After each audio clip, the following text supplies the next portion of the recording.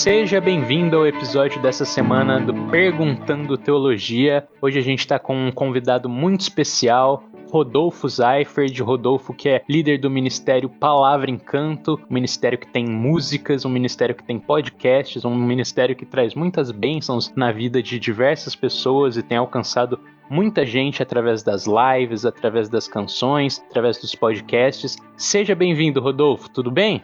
Ô, Rafinha, tudo bem? Prazerzão estar aqui com vocês, viu? Muito bem, então, vamos começar. Rodolfo, a pergunta da semana tem a ver com música, mais especificamente as funções da música. A gente sabe que a música pode ter várias funções na nossa vida, várias funções no culto cristão, inclusive, e eu queria que você ressaltasse um pouco mais, especificasse quais são essas principais funções, as mais relevantes para a gente destacar aqui hoje.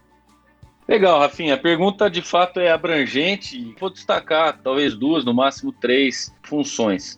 A primeira delas, vou ser bem objetivo, eu vejo a música como um grande instrumento de fortalecimento da fé.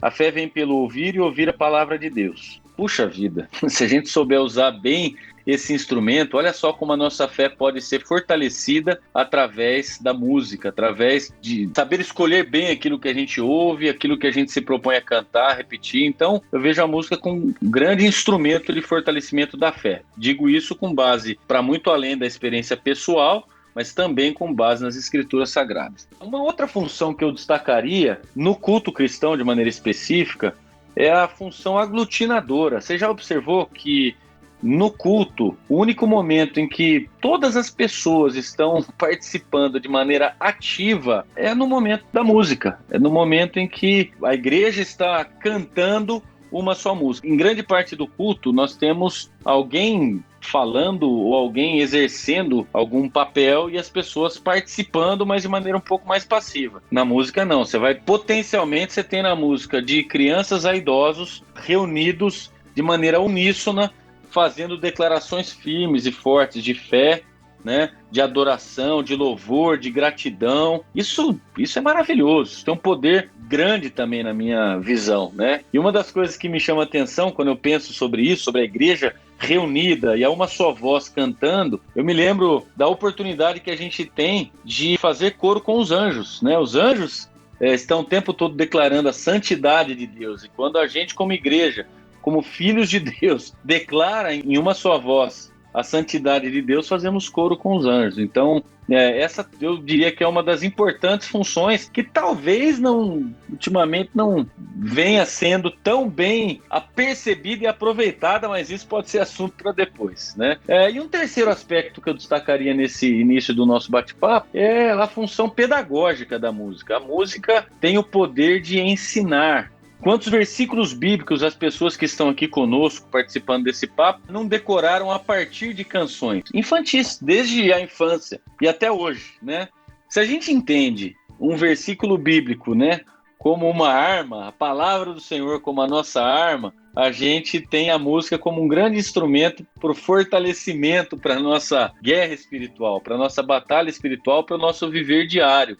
No momento, de repente, de maior tristeza, uma canção que traz um versículo que inspira alegria, ele vem ao coração. E óbvio, ele vem por quê? Porque eu conheço aquela canção, eu conheço aquele versículo através daquela música. Você observa a importância da música, se a gente souber usar bem esse instrumento, né? Pedagógico, de ensino. Observa só também, você é um cara jovem, Rafinha, mas talvez os mais velhos aqui vão concordar com essa afirmação. A teologia das nossas igrejas, nas últimas décadas, tem sido muito mais influenciada por aquilo que nós cantamos nos cultos do que propriamente pela palavra pregada. Olha só o poder da música, o efeito pedagógico da música, o nível de influência que a música pode exercer. Se a música tem a capacidade, o poder de influenciar mudanças teológicas em instituições, muitas vezes centenárias,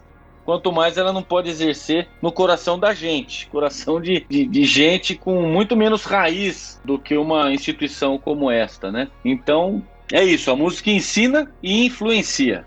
Muito bom, Rodolfo. Legal esses pontos que você destacou. E agora eu vou voltar naquele ponto que você disse que a gente poderia discutir um pouco mais em relação ao fator de de aglutinar as pessoas, de unir as pessoas ali no momento do culto. Você disse que isso pode estar sendo subaproveitado ou às vezes feito de uma maneira errada. Queria que você elaborasse mais sobre isso. Olha, quando eu digo que talvez as pessoas não estejam percebendo isso, é porque, aparentemente, eu não estou em todas as igrejas do Brasil, né? Então a gente vai ter gente aqui de tudo quanto é lugar participando. Mas, de maneira geral, a gente vê muito escolha de repertório sendo feita muitas vezes com base na preferência pessoal do líder do que propriamente a partir da média do gosto daquela comunidade. Qual é o efeito disso? Poxa, se o líder gosta de um determinado estilo de música e de repente boa parte da congregação não necessariamente se identifica com aquele estilo, ao priorizar aquele estilo em detrimento da maioria, a gente está deixando de dialogar com parte expressiva da igreja. E às vezes a gente observa, né, líderes cantando com todo vigor, mas não percebendo que a igreja não está participando, não está acompanhando, é apenas uma parte que está acompanhando. Aquele momento que poderia ser um momento de aglutinação acaba sendo mais um momento de apresentação. E aí a gente perde uma grande oportunidade. Então, é nesse sentido. É muito difícil, né? Você ter a pluralidade de pessoas no mesmo ambiente, com histórias diferentes, com tempo de fé diferente, com gosto pessoal diferente, com nível cultural diferente, com idades diferentes. Você tem desde criança até idoso. Então é difícil você encontrar um ponto para dialogar 100% com todo mundo o tempo todo. Mas cabe sim ao líder a busca do equilíbrio, a busca do ponto em que todos de alguma forma se envolvam e se identifiquem com aquele momento. Quando você tem mais gente dizendo assim, puxa, isso aí parece não ter muito a ver comigo, no momento em que deveria ter a ver com ele, a gente tem um problema com o qual lidar. E eu lembro ali do texto de Colossenses, Colossenses 3,16, olha só como a pluralidade faz parte, né, da história da igreja, e a gente precisa aprender, saber disso e aprender a lidar com isso, para poder aproveitar esse potencial aglutinador da música. O texto diz o seguinte: habite ricamente em vocês a palavra de Cristo. Olha só a palavra de Deus sendo o fator, ponto de partida aqui, né? Habitando ricamente no coração da turma. Ensinem e aconselhem-se uns aos outros com toda a sabedoria. E aí vem o momento da pluralidade aqui, ó. Cantem salmos, hinos e cânticos espirituais com gratidão a Deus em seus corações. Salmos, hinos e cânticos espirituais. 3 estilos, vamos colocar entre aspas aqui, diferentes, né? E aqui o apóstolo está tomando cuidado de prestigiar aqueles que preferem os salmos, aqueles que preferem os hinos e eventualmente os cânticos espirituais. Esse mesmo cuidado a gente precisa ter. É buscar a unidade a partir da diversidade, e a música pode sim e deve exercer esse papel.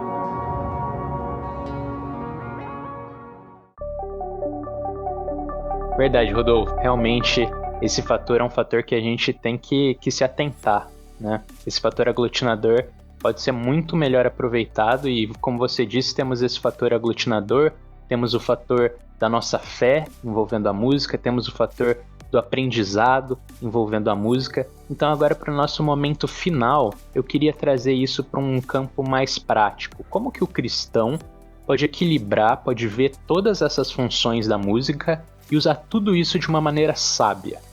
Rapaz, eu vou destacar o último aspecto que você mencionou na sua pergunta, que é o aspecto pedagógico, o aspecto da influência que a música exerce sobre a gente. Uma vez que a gente traz esta realidade para a nossa consciência, ou seja, conscientes do tanto que a música pode nos influenciar e pode nos ensinar, a gente precisa, então, a partir daí, tomar cuidado com aquilo que a gente põe para dentro.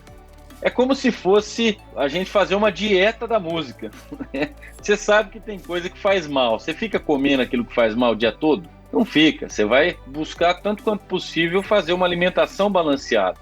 E a gente precisa balancear nossa alimentação musical. Que tipo de coisa que a gente tem ouvido? Eu não sou daqueles que rejeita todo tipo de arte não cristã. Eu acho que a gente vai ter música boa e música ruim. Música que alimenta e música que rouba a nossa nutrição, né? Então a gente tem muita música, entre aspas, gospel, que não é do tipo de música que alimenta. Então, o fato dela ter ali o selinho de gospel não significa que ela precise ir para a dieta musical, né? A gente precisa, então, como lemos ali no texto de Colossenses, ter a palavra habitando ricamente em nós. E quem conhece a palavra tem condições e sabedoria e discernimento para separar a música joio da música trigo. E tem música dita não cristã que é muito mais trigo do que outras músicas cristãs que estão mais para joio, ditas cristãs. Então, fazer uma dieta balanceada daquilo que a gente ouve pode definir bastante, pode nos ajudar bastante, né, no processo de fortalecimento da fé.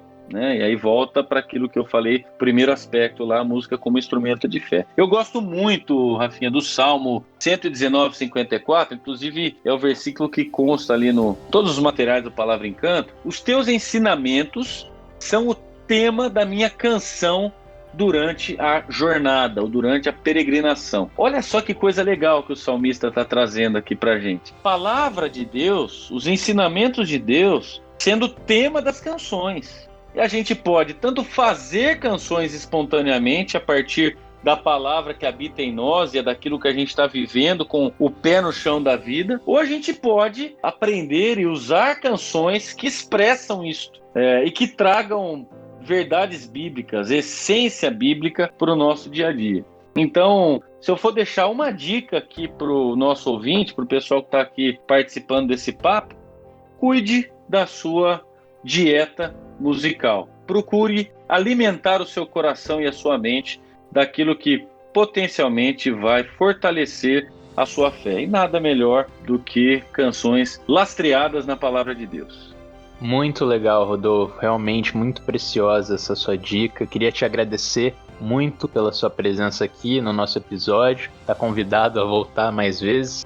Também convido os ouvintes a verem o Palavra Encanto, tanto as lives que acontecem toda segunda-feira, também as músicas que estão disponíveis no Spotify e também os podcasts, Palavra Encontro, também no Spotify, em várias plataformas, diversas plataformas. Realmente um material riquíssimo que vai realmente agregar muito nessa sua dieta musical, que nem falou o nosso convidado de hoje, Rodolfo. Rodolfo, muito obrigado mais uma vez. Convido os ouvintes também a estarem mandando mais perguntas e a gente se vê na próxima semana. Tchau, pessoal!